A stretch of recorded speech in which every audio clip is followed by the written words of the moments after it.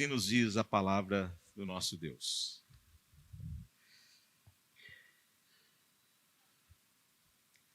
Eclesiastes 2, 18 até o verso 26.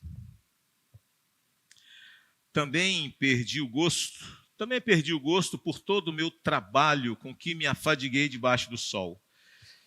Pois o resultado de tudo isso ficará para quem vier depois de mim. E quem pode dizer se ele será um sábio ou um tolo?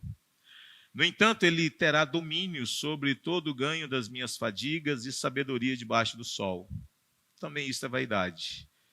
Então tratei de fazer com que o meu coração perdesse a esperança de todo o trabalho com que me afadiguei debaixo do sol.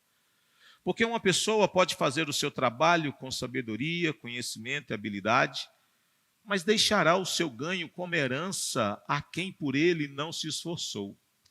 Também isto é vaidade e grande mal.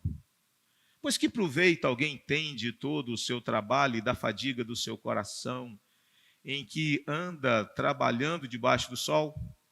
Porque todos os seus dias são cheios de dor, e o seu trabalho é desgosto. Nem de noite o seu coração descansa. Também isto é vaidade. Não há nada melhor para o ser humano do que comer, beber e fazer com que a sua alma desfrute o que conseguiu do seu trabalho. No entanto, vi também que isto vem da mão de Deus. Pois separado deste, quem pode comer ou quem pode alegrar-se? Porque Deus dá sabedoria, conhecimento e prazer à pessoa que lhe agrada. Mas ao pecador dá trabalho, para que ele ajunte e amontoe, a fim de dar àquele que agrada a Deus. Também isto é vaidade e correr atrás do vento. Vamos orar?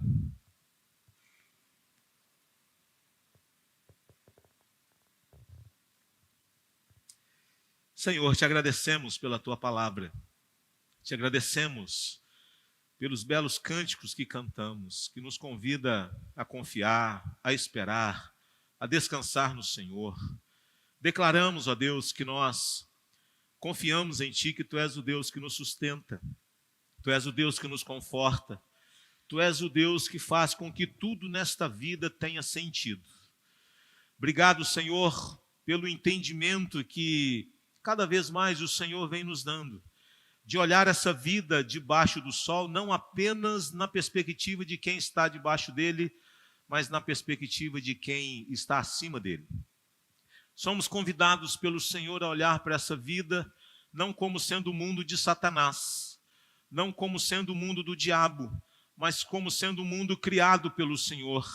E neste mundo criado pelo Senhor há fadigas, há dores, há canseiras, há enfados, mas há também alegria, há também deleite, há também encontros que são satisfatórios, há reuniões que são agradáveis, há conversas que são boas, há seriados que podem alegrar o nosso coração, há celebrações que podem nos fazer bem, há encontros de famílias que são altamente satisfatórios. Quanta coisa boa, Senhor, nós podemos desfrutar nesta vida, e isto é bênção do Senhor.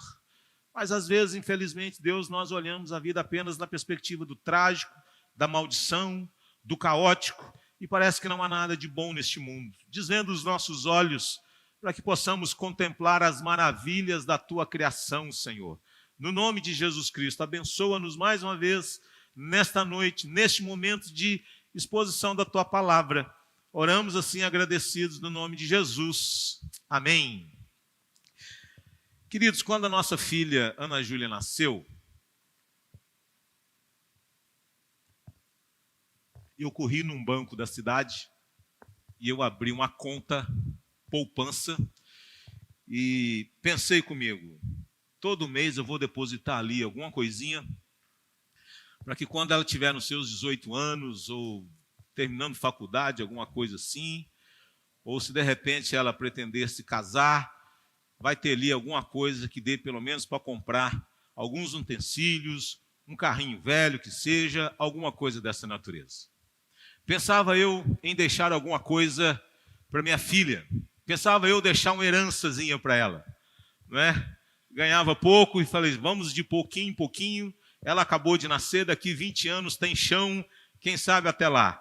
E aí colocava ali alguma coisinha, bastava a vida apertar um pouquinho, eu tinha que ir lá e resgatar aquele pouquinho que havia sido depositado. Nunca deu certo. E ela está aí fazendo faculdade e não tem jeito. Aí agora veio as despesas da faculdade, não é? Mas a gente vai seguindo assim com a graça de Deus. Mas o fato é que nós, brasileiros, nós temos assim uma preocupação com o que nós vamos deixar para as novas e futuras gerações. O brasileiro ele é muito voltado para essa questão de deixar algo para as gerações futuras. Deixar um patrimônio, deixar um bem, deixar uma casa, deixar um apartamento, deixar alguma conta bancária. Nós temos essa cultura. Parece que os americanos nem tanto. Parece que os americanos não são muito voltados para isso, não. Eles são mais voltados para a questão do trabalho. Então, filho de rico não tem boa vida. Nem sempre o tem. Às vezes o pai diz, eu batalhei, lutei para conquistar o meu, corra atrás do seu. Posso pagar estudo e tudo mais, vá trabalhar. Nós brasileiros somos mais protecionistas nesse sentido. A gente, às vezes, faz pelos filhos ou tenta impedir os filhos de desfrutar de coisas que nós não tivemos acesso. A gente é muito voltado para isso. A gente não gosta de ver os filhos passando por privações que nós passamos. A gente não gosta de ver os nossos filhos lidando com escassez como nós, às vezes, tivemos que lidar. A gente tenta, de todo custo, evitar esse tipo de coisa. Pois bem, irmãos, Salomão ele está diante de uma crise.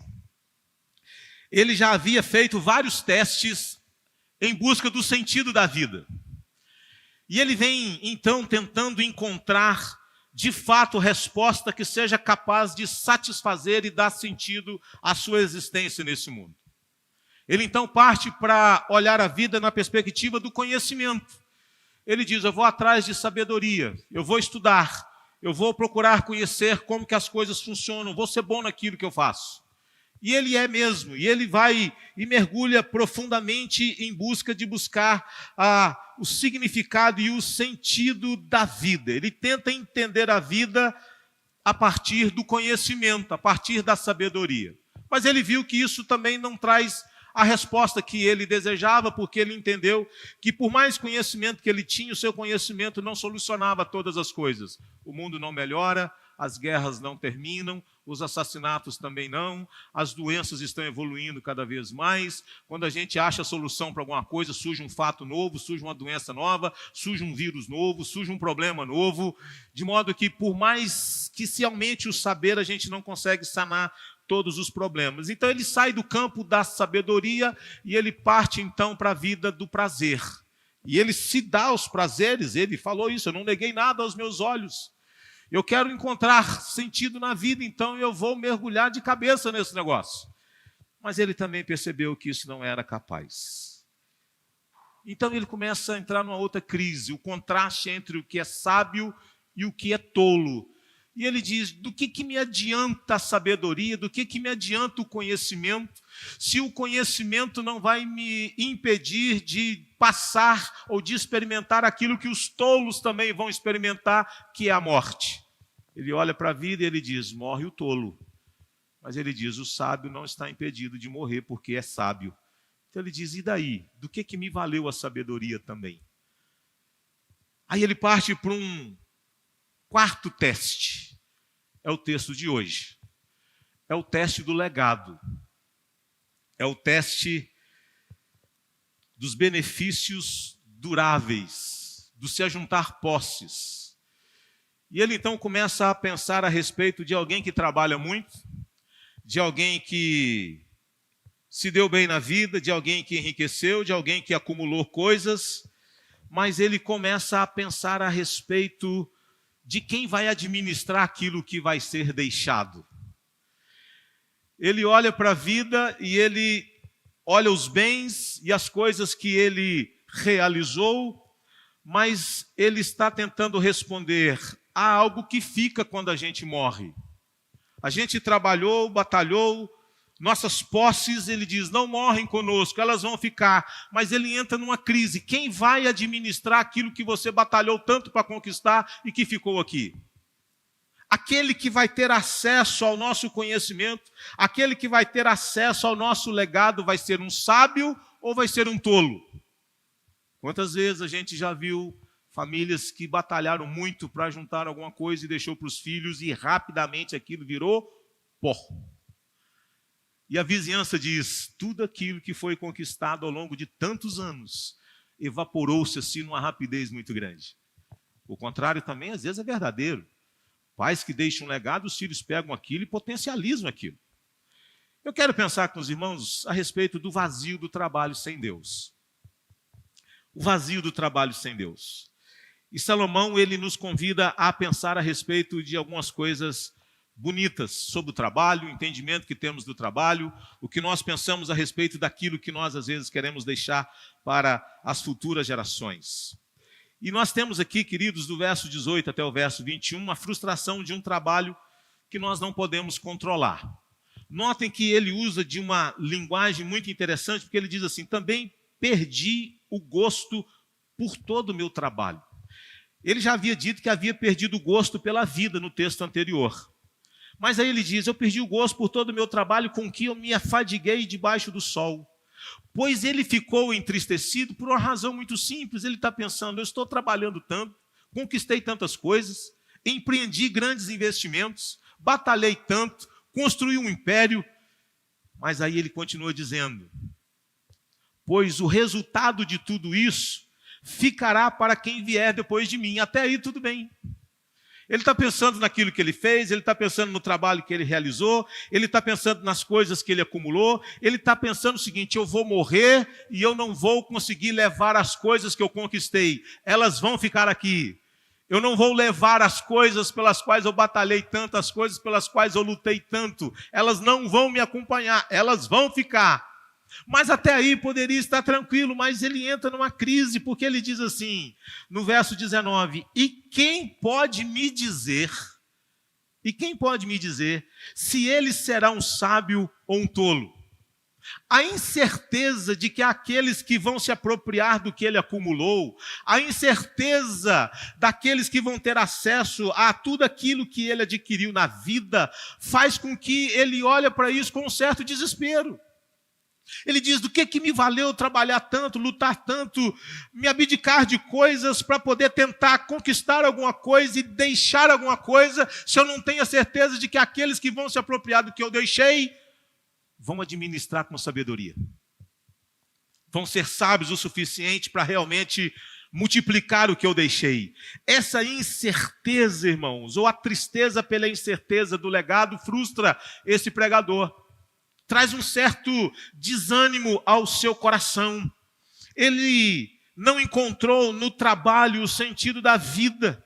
Muitos esperam que o trabalho lhes dê algum senso de propósito. E é por isso que, às vezes, nós valorizamos tanto determinadas profissões. Salomão foi um homem que trabalhou e trabalhou muito. E alguém que viu no trabalho realmente algo que dignifica o ser humano. Mas ele começa a perceber que o trabalho por si só não é capaz também de trazer a satisfação que o homem necessita e deseja no coração. Mas ele sabe como que o trabalho é importante para o ser humano. De modo que todos nós, quando conhecemos alguém, normalmente é comum a gente perguntar, o que é que você faz? Os pais que o digam, né? Não é assim? Os pais que o digam. O sujeito chega, quer fazer parte da família. Pois bem, o que é que você faz? Não é assim? Mas nas nossas conversas.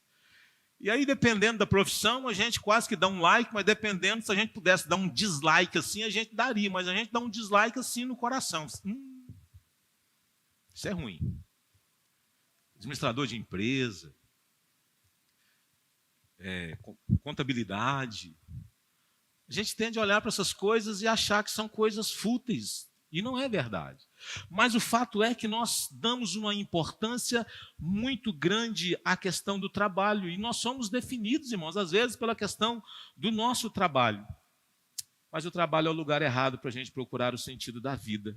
E a frustração do pregador aqui está no fato dele ter sido um homem que trabalhou tanto, que acumulou coisas e não pode levá-las, mas não apenas isso. Ele está tomado pela incerteza daquilo que vai ficar, daquilo que vai ser deixado para as próximas gerações. E ele está frustrado porque ele não tem a certeza de que as pessoas que vão se suceder, elas vão realmente administrar bem. Curiosamente, Salomão foi vítima disso mesmo.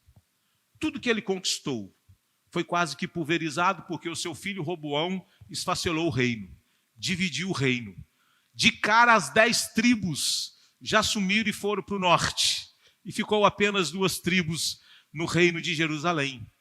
Ele experimenta isso. O seu reino foi dividido, lamentavelmente, e a maioria das tribos de Israel, elas ficaram concentradas na região de Samaria. Mas ele continua dizendo, no verso 20, então tratei de fazer com que o meu coração perdesse a esperança de todo o trabalho, já que eu não tenho certeza de que aquilo que eu deixei, de que aquilo que eu conquistei vai ser administrado com sabedoria, eu tratei de perder logo as esperanças de todo o meu trabalho com que me afadiguei, porque uma pessoa pode fazer o seu trabalho com sabedoria, conhecimento e habilidade, mas ele diz, mas deixará o seu ganho como herança a quem por ele não se esforçou.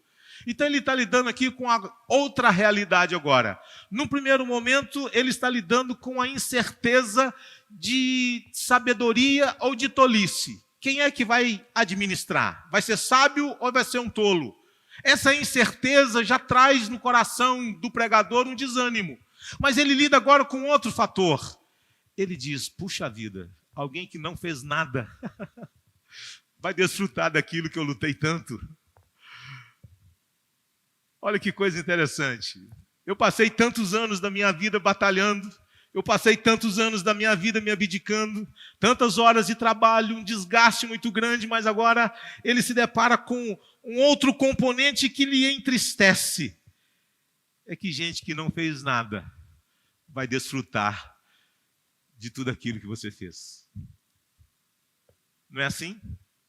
Ele diz, porque uma pessoa pode fazer o seu trabalho com sabedoria, conhecimento e habilidade, mas deixará o seu ganho como herança a quem por ele não se esforçou. E a conclusão que ele chega também, isto é vaidade e é grande mal. E é de fato, irmãos, o problema da família nem sempre é a família, é os agregados da família. Vão desfrutar, vão fazer parte, vão ter acesso às coisas. E isso faz parte da dinâmica da vida. As leis brasileiras, por exemplo, estão aí para tentar proteger um pouco essas coisas. Hoje a gente tem formas de, na lei brasileira, de restringir, de privar, ou de proteger aquilo que você conquistou até o momento em que você casou. Não é? Quando eu casei, parece que era só comunhão total de bens. Era isso? Comunhão universal de bens. O homem nem perguntou, como é que vocês querem aqui? Falei assim, cara, já que o patrimônio é grande demais, vamos aqui no comunhão universal, né? Comunhão universal de bens. Tudo que ela tem é meu e tudo que eu tenho é dela. Ele falou assim, é isso mesmo, tá certo. Vamos embora, nem uma bicicleta para andar a gente tinha. Mas hoje não, hoje parece que já é separação, comunhão parcial de bens. Já é protocolar. Você pode alterar, né, se você quiser, mas parece que esse é o padrão. Não é isso? Quando eu casei, o padrão era comunhão universal. Agora é separação, não, comunhão parcial de bens. Então veja, Salomão, ele olha para essas coisas e diz, quem vai administrar o que eu vou deixar? Vai ser um sábio ou vai ser um tolo? Quem vai ter acesso a tudo aquilo que eu conquistei? É alguém que não fez nada para conquistá-lo. Vai receber os benefícios da minha herança, não é? Um trabalha e o outro recebe a riqueza. Não parece ser uma matemática muito justa, não é verdade? Você se esforçar tanto e deixar para alguém que praticamente não fez nada. Ao invés de trabalhar para o seu bem, você acaba trabalhando para um bem de outrem, para um bem de outra pessoa. E isso entristece este homem de Deus. Salomão rejeitou o trabalho como resposta final, pois saber que não será possível levar o que foi adquirido constitui também em um lembrete para que não sejamos obcecados por coisas que nós não podemos levar desta vida. Ele conquistou tanto, mas ele se deparou com este fato incontestável: não dá para levar, vai ficar. E o que vai ficar não vai ser administrado seguramente por um sábio, pode ser administrado por um tolo e vai perder tudo, vai acabar com tudo. Coisas que levaram anos para serem adquiridos vai ser pulverizado. Ou se não, alguém que não batalhou com você, que não transpirou, que não empreendeu nada, que não contribuiu com nada, vai ser o beneficiário de tudo aquilo que você conquistou. Essas duas coisas, elas entristecem o pregador. Ela traz uma tristeza ao seu coração. A frustração de um trabalho que a gente não pode controlar, a gente não tem certeza, não é? A gente gostaria, ao partir daqui, saber que os filhos vão ser inteligentes, vão ser sábios, vão se juntar a pessoas inteligentes, pessoas sábias, mas a gente não tem essa certeza. A gente, às vezes, vai ver filhos se misturando, se envolvendo com gente, ouvindo conselhos dos tolos, enveredando por caminhos tortuosos e sofrendo na vida e colocando tudo a perder. Mas há uma segunda coisa no texto, está aí do verso 22 ao verso 23, o desgaste de um trabalho que não satisfaz. Salomão, então, ele chega à seguinte constatação: pois que proveito alguém tem de todo o seu trabalho e da fadiga do seu coração, em que anda trabalhando debaixo do sol? Porque todos os seus dias são cheios de dor, e o seu trabalho é desgosto, nem de noite o seu coração descansa. Também isso é vaidade. Lembra do Salmo 127 que nós lemos?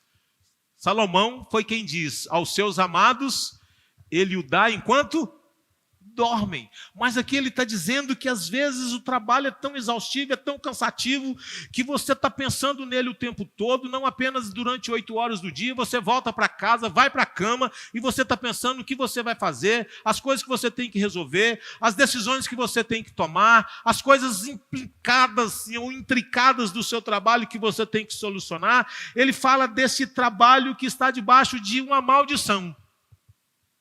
Ele está olhando aqui, parece que ele está reproduzindo os efeitos do Éden, né? Desse trabalho que vai ser exaustivo. A atenção se volta agora para a maldição associada ao trabalho. O trabalho é bênção de Deus, mas a maldição lá do Éden fez com que o trabalho passasse a ter um significado de dor e sofrimento. A atenção se volta para a maldição associada ao trabalho, não sobre o próprio trabalho. O trabalho em si é bênção, mas o pecado causou todas as circunstâncias adversas do trabalho.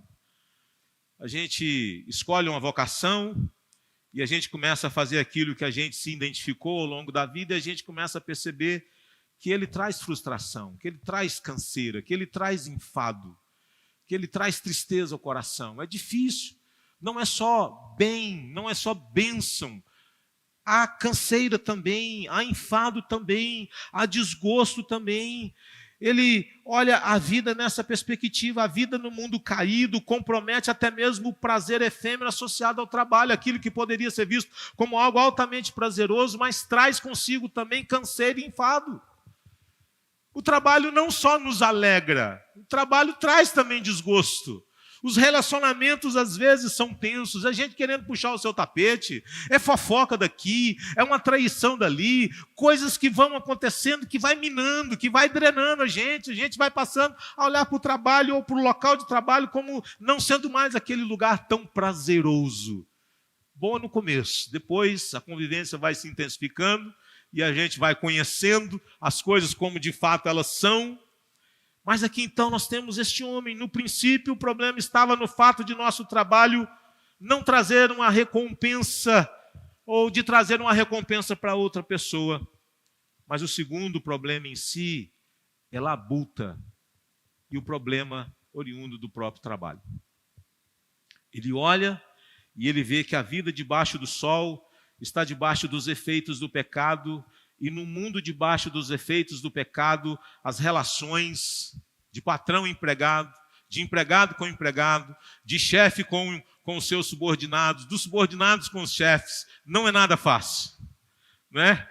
Essa tensão que a gente às vezes vive nela, de achar que faz muito, recebe pouco e assim por diante, esses dilemas sempre presentes no nosso coração e às vezes O happy hour tem que ser na sexta-feira mesmo, porque a segunda-feira é amaldiçoada. A segunda-feira não é a segunda-feira feliz. É a segunda-feira triste. O dia feliz é a sexta, depois das 4 horas. Aí sim é momento para a gente celebrar. Porque a vida, quando é olhada apenas na perspectiva dos efeitos do pecado, o trabalho vai ser visto assim. Como canseira, como enfado, como algo que causa dor e causa também sofrimento. Deixar bens para trás por si só já é ruim, mas a situação pode piorar. Não era só a perda da recompensa pelo trabalho que o pregador odiava, mas agora é o próprio trabalho em si. Deixar coisas para quem não trabalhou por ele já traz angústia. Mas ele diz, o próprio trabalho já é em si algo cansativo, algo enfadonho, desgaste de um trabalho que não satisfaz. Mas que coisa boa, meus irmãos, porque não para por aí. Porque ele muda agora de perspectiva e depois de aplicar esses testes, ele nos convida a pensar então no caminho que pode realmente corrigir a nossa perspectiva da vida. E ele então muda radicalmente no verso 24 e 25, e ele aponta agora o caminho para a gente redescobrir o sentido do trabalho. E olha só o que ele diz no verso 24. Ele diz assim, parece que alguma coisa aconteceu e ele vira a chave. Ele sai da maldição para a satisfação. Ele deixa de ver o trabalho em si como algo horrível, que causa dor, que causa sofrimento. E quantas reclamações a gente pode ter do nosso local de trabalho? Quanta coisa a gente não conversa sobre o trabalho, não é? Quem está no home office fica mais tranquilo hoje. Mas quando não era, e era convivência integral, quantas tensões, quantas confusões, quantos conflitos, quantas DRs. E olha só o que ele diz no verso 24. Não há nada melhor para o ser humano do que comer, beber e fazer com que a sua alma desfrute o que conseguiu do seu trabalho. No entanto, vi que tudo isto é vaidade. Não. No entanto, vi que tudo isto procede de quem? Das mãos de Deus. Olha que coisa bonita. O que o pregador está nos convidando aqui a pensar. O que fazer então? Se pensar naquilo que vai ser deixado, e talvez poucos vão ter esse privilégio de deixar algumas coisas, né, irmãos? Pensando na nossa perspectiva de padrão brasileiro, mas era a realidade dele, é a realidade de muitas famílias. Pensar que aqueles que vão ter acesso a uma herança, a um legado, não sabemos se vai ser tolo, se vai ser um sábio, e saber que talvez pessoas que vão se apropriar do que outros que trabalharam tanto vão ter acesso a tudo aquilo que você havia conquistado com tanta dificuldade. O trabalho por si só, ou de si mesmo, ele traz frustração, mas agora ele nos convida a mudar então de perspectiva. Deixar de trabalhar para conquistar não pode, preocupar-me em acumular e deixar para a próxima geração também não adianta. Então qual que é o caminho que a gente tem que seguir? Que decisão a gente tem que tomar? Não quero saber de trabalhar. Não quero saber de juntar nada, não quero saber de acumular nada, não quero saber de deixar nada para ninguém. Não é disso também que ele está dizendo. Mas ele está chamando a nossa atenção para a gente passar a nossa vida inteira apenas trabalhando, apenas acumulando, apenas olhando para o futuro e não desfrutando do que o trabalho pode nos proporcionar aqui e agora. Ele nos chama a uma vida de equilíbrio. O pregador muda de assunto de forma rápida e passa a falar sobre a primeira coisa verdadeiramente positiva em todo o livro. Até então tudo é vaidade e correr atrás do vento. E o que é de positivo? De que nada há melhor para o homem do que comer, beber e fazer com que a sua alma goze o bem do seu trabalho. No entanto, eu vi que isto vem das mãos de Deus, pois separado de Deus, quem pode comer ou quem pode alegrar-se? Em meio a tanto desespero, a gente vê aqui um oásis de otimismo, Que coisa bonita, meus irmãos. O pregador deixa de falar das dores do trabalho e passa a falar das bênçãos que o trabalho pode proporcionar. Ele deixa de falar de um trabalho que causa dor, que causa sofrimento, e pensa num trabalho que pode trazer satisfação. O que mudou? Mudou o alvo, mudou a fonte, mudou o propósito. Porque ele olha agora para o trabalho não como um fim em si mesmo, mas ele olha para o trabalho na perspectiva de Deus, na perspectiva do Criador. O pregador deixou de olhar para o trabalho em si e passou a olhar para Deus que nos abençoa por meio do trabalho. Muda saber que nós somos servos, primeiramente, de Deus. Por que um crente tem que ser um funcionário de alta qualidade e de alto rendimento? Porque não é porque o seu chefe é maravilhoso. Porque antes do seu chefe, ele é servo de Deus. E saber que eu sou servo de Deus faz com que eu tenha uma perspectiva diferente do meu trabalho. Faça com que eu tenha uma perspectiva diferente do meu local de trabalho. Faça com que eu tenha uma perspectiva diferente do salário que eu ganho. Que mixaria é essa? Que salário de fome é essa? O cara mal pega o salário e já está amaldiçoando. Deus é a fonte suprema de toda alegria, disse Salomão, e de toda satisfação que nós experimentamos nesta vida. A única forma de ver o trabalho como algo satisfatório é trabalhando para Deus, ao invés de trabalharmos para nós mesmos. É entendermos que nós somos servos de Deus, é ter uma perspectiva diferente do que é o trabalho. Não ver o trabalho como uma maldição, mas de ver o trabalho como uma dádiva, como uma bênção de Deus, como algo por meio do qual nós podemos ter as nossas necessidades supridas. E é por isso que essa expressão, comer e beber, pensa em duas coisas boas. Comer e beber. O que isso significa? É uma metáfora usada em outras passagens de Eclesiastes que traz aqui a ideia de experimentar satisfação na vida. Comer e beber é experimentar uma vida que seja de fato satisfatória. E como que o trabalho, irmãos, pode ser uma benção? O trabalho em si não pode proporcionar a satisfação almejada. O que a gente tem que fazer? E o próprio Salomão convida a esta reflexão, considerar o trabalho como um presente de Deus a ser desfrutado. É triste como que o conceito que nós temos de trabalho no Brasil, ele é trágico. É tortura, é sofrimento. O conceito de trabalho na cultura brasileira vem do período de escravatura. É tortura, é sofrimento. Por isso que a gente pensa logo em ficar rico para a gente nunca ter que trabalhar. A Mega Sena que o diz. Você pergunta um cara que joga na Mega Sena e pergunta assim, o que você vai fazer com 100 milhões de reais? A primeira coisa é pedir a conta no trabalho. Nunca mais na minha vida eu quero colocar os pés lá.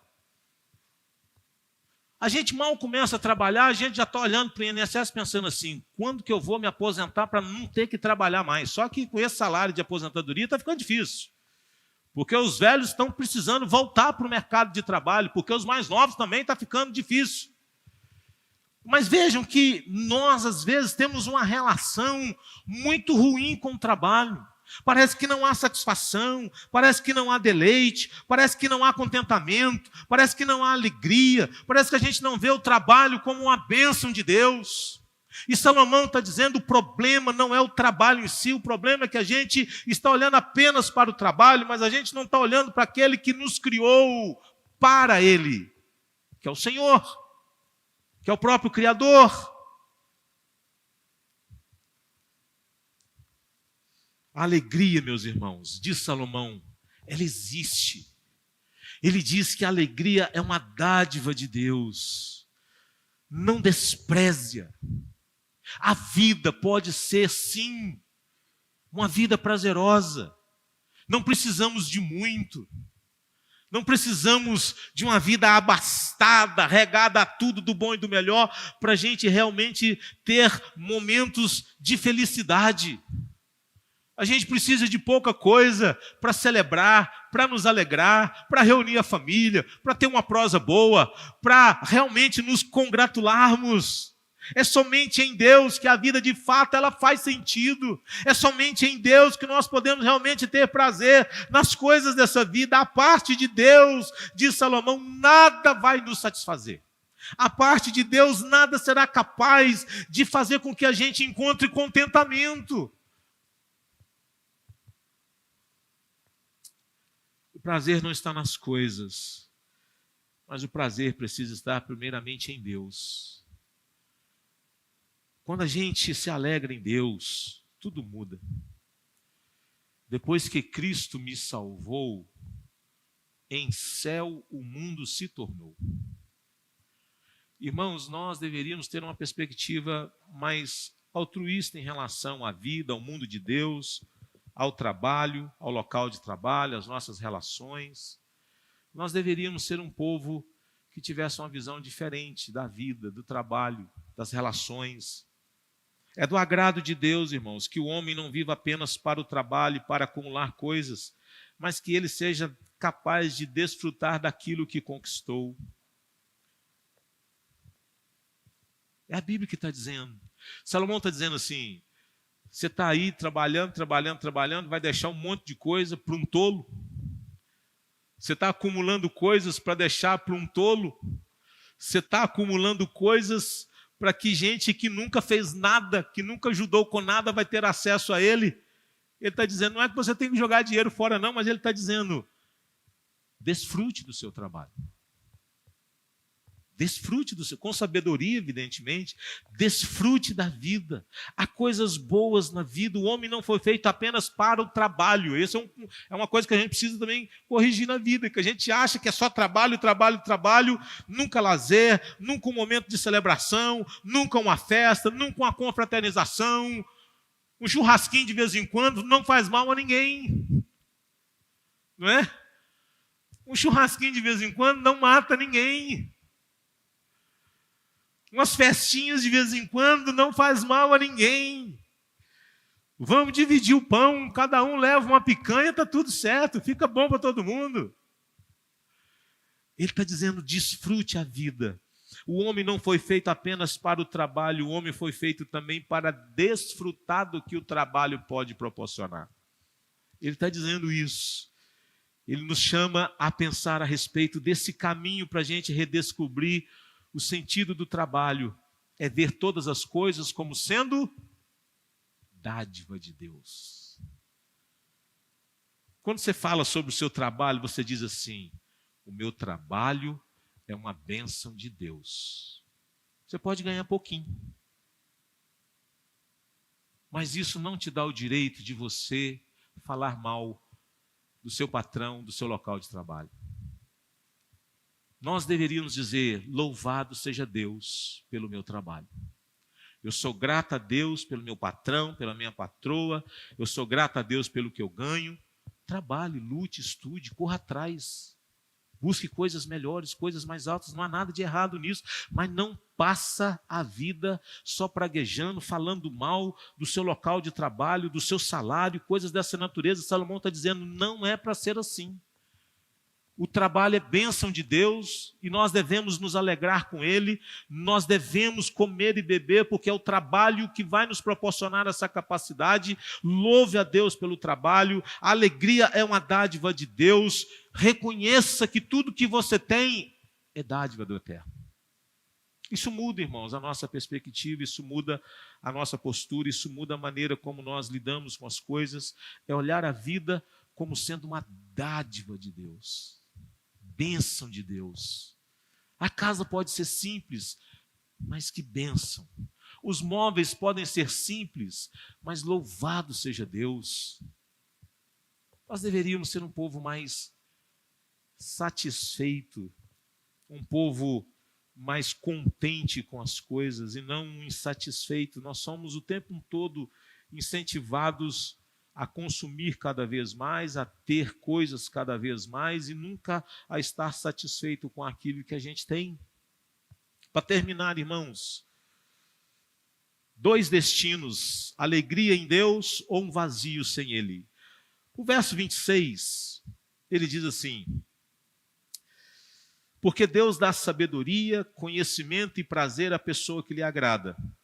Mas ao pecador ele dá trabalho, para que ele ajunte e amontoe, a fim de dar àquele que agrada a Deus. Também isto é vaidade e correr atrás do vento. Veja, quem são estes que agradam a Deus aqui?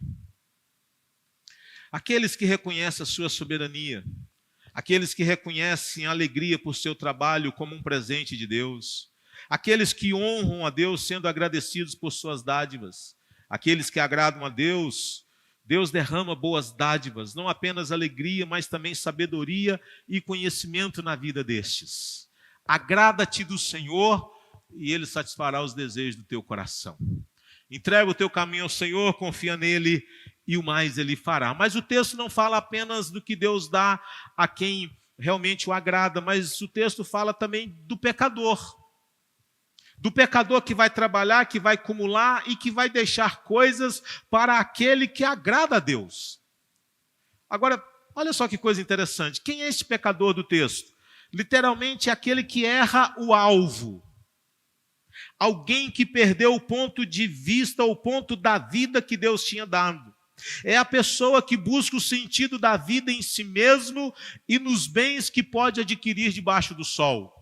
É alguém que vai buscar o sentido da vida nas posses, nos bens, no mesmo erro que estava até então, antes do verso 24, 25, quando Salomão então nos convida a olhar para a vida na perspectiva das bênçãos de Deus e da provisão de Deus.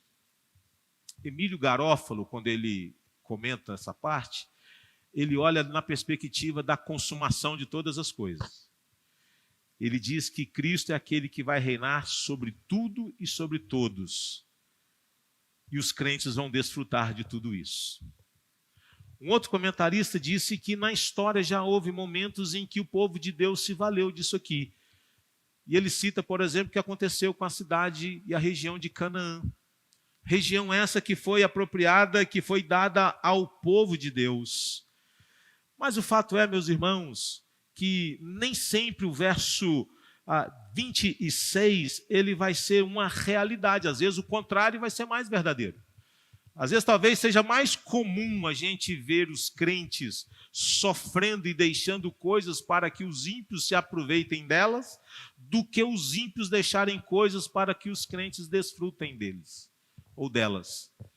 Neste mundo caído, nesse mundo de tanta oposição à igreja de Jesus Cristo, fica difícil a gente pensar em coisas dessa natureza. Olhando numa perspectiva mais da consumação final de todas as coisas, faz todo sentido, porque os mansos herdarão a terra, disse o Senhor Jesus.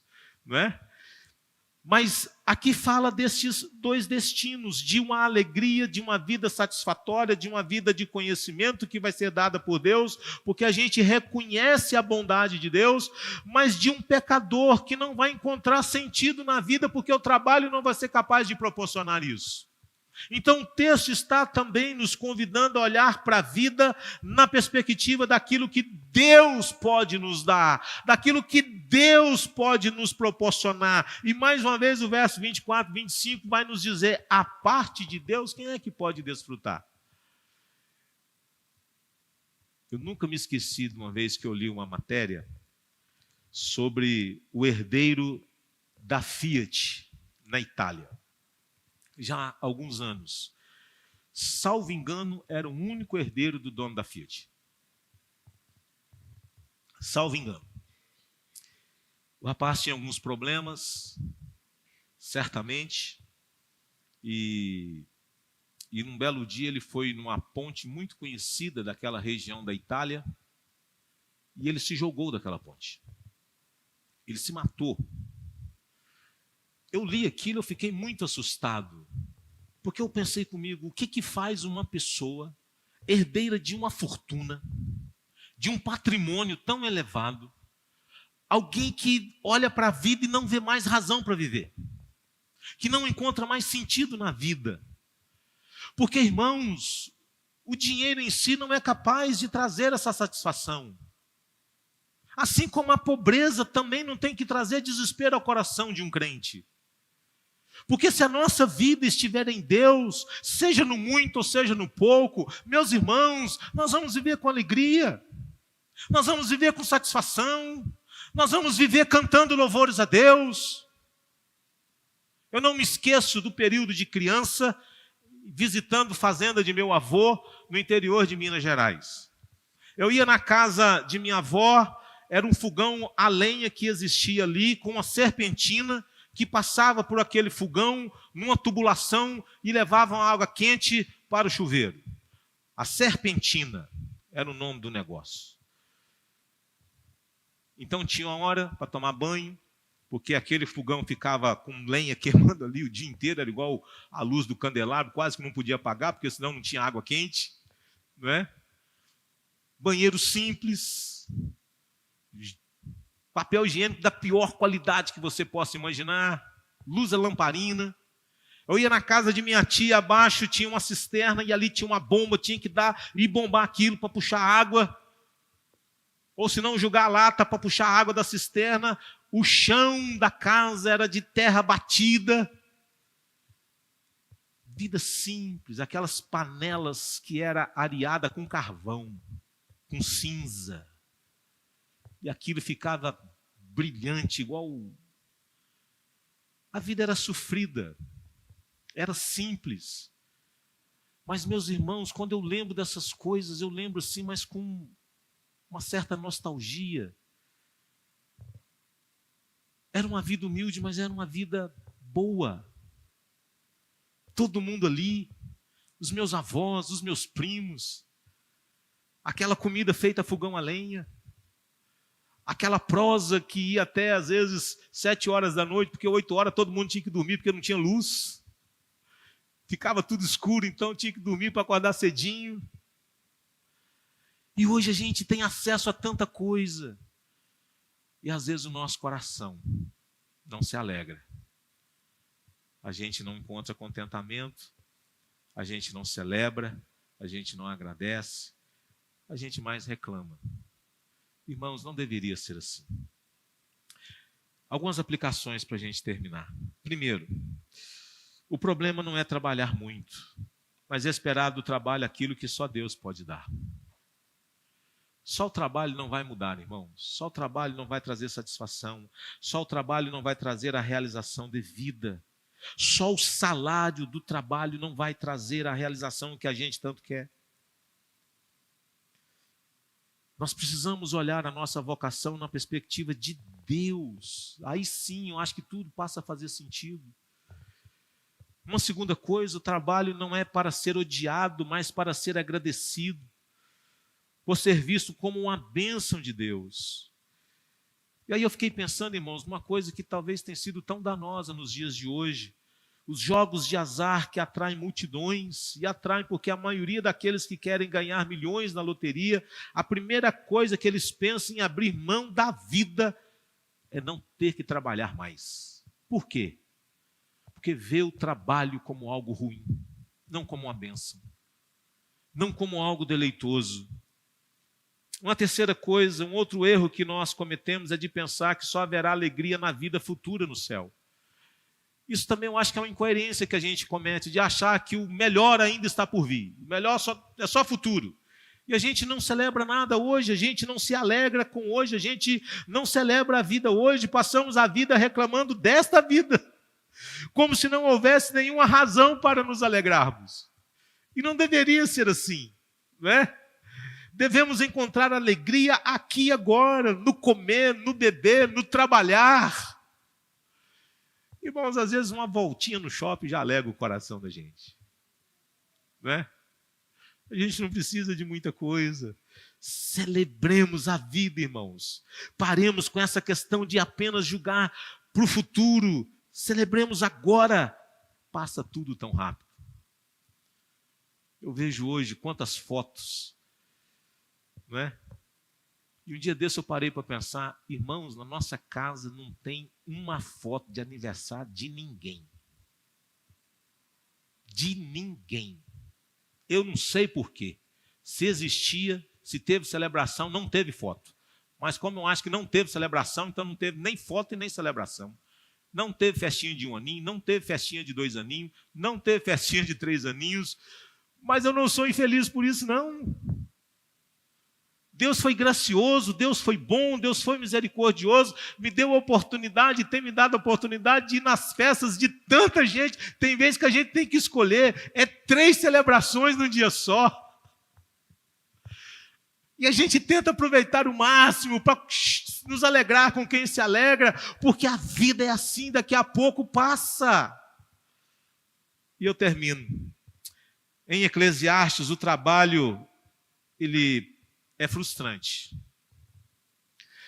Mas em Cristo, o trabalho é redimido. Em Cristo, o trabalho é redimido. Então, meu filho, em nome de Jesus, olhe para o seu trabalho, não importa qual seja, se é honrado, se é ético, se é um trabalho digno. Louve a Deus, se alegre, glorifique, seja uma bênção, em nome de Jesus. Vamos orar?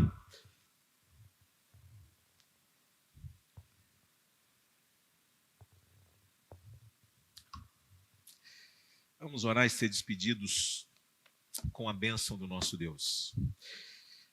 Senhor, graças te damos pela bênção que o trabalho pode nos proporcionar. Obrigado, Senhor, porque o trabalho é bênção do Senhor. E por intermédio dele nós podemos comer e beber, ter as nossas necessidades supridas. Dá-nos, ó Deus, o entendimento de não olhar para o trabalho apenas na perspectiva da maldição do Éden e ver nele apenas e olhar para ele somente na perspectiva negativa da maldição.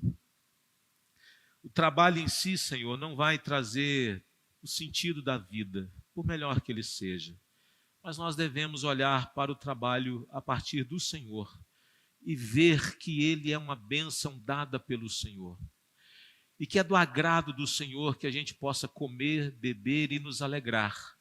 Porque a parte do Senhor, quem é que pode comer, beber e se alegrar? E às vezes, ó Deus, nós vemos pessoas que não te amam, que não te conhecem, celebrando a vida, parece que com mais alegria do que nós. Desfrutando da vida, parece com mais alegria do que os crentes. Nós, às vezes, ó Deus, somos um povo que reclama demais, que murmura demais, que esbraveja demais, que fala mal demais. Deus, nós somos um povo que parece que a gente não está satisfeito com nada. Tem misericórdia de nós, Senhor. Nos abençoe para que nós possamos, de fato, experimentar a bênção da satisfação, do contentamento, da alegria, de celebrarmos a vida, seja no pouco, seja no muito. Dá-nos a bênção, Senhor Deus, de vivermos a vida a partir desta perspectiva do Senhor. Somos servos do Senhor. O Senhor nos chamou para viver neste mundo, esse mundo é teu. Ele está cheio de coisas tão bonitas, a gente se depara o tempo todo com flores, com árvores, com plantas, com frutas, com uma variedade de tantas coisas lindas e maravilhosas, e tudo isso, Senhor, é prazeroso aos olhos, tudo isso é satisfatório ao nosso paladar. Glórias ao teu santo nome por todas estas coisas. Nos ajuda, Senhor Deus, a realmente olhar para essa vida e ver que esse mundo é um mundo ainda belo, manchado pelo pecado, mas quanta coisa bonita, Senhor. E que nós possamos ser um povo que se alegra, que celebra, um povo que vibra, um povo entusiasmado, um povo realmente que seja uma bênção no nome do Senhor Jesus. Queridos irmãos, que a graça maravilhosa do nosso Senhor e Salvador Jesus Cristo, que o eterno amor de Deus, o nosso Pai, e as doces consolações do Espírito Santo estejam com todos vocês, e toda a igreja de Jesus, hoje e sempre. Amém e amém.